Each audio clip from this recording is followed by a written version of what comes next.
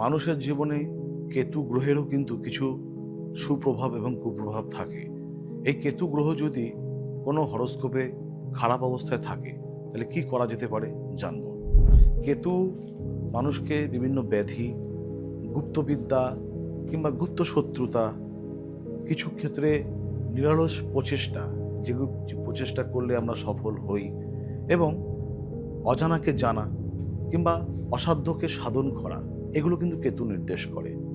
জন্মছকে যদি কেতু গ্রহ আমাদের খারাপ অবস্থায় থাকে তাহলে কি করা যেতে পারে সেটি হলো, বাড়িতে যাদের জন্মছকে অবশ্যই সেটা তো গ্রহ সংস্কার প্রয়োজন রয়েছে, গ্রহ সংস্কারের পাশাপাশি কেতু গ্রহকে অনুকূলে আনতে গেলে সর্বদা আপনার বাস্তু ভিটেতে অর্থাৎ বাড়িতে অবশ্যই মধু সংগ্রহ করবেন এবং মধু কখনো ফুরোতে দেবেন না। সেই মধু খাদ্য হিসেবে আপনারা গ্রহণ করতেই পারেন, কোনো কাচের শিশিতে কিংবা কোনো পাত্রে মধু সর্বদা বাড়িতে মজুত করে রাখবেন কেতু গ্রহকে অনুকূলে রাখবার জন্য।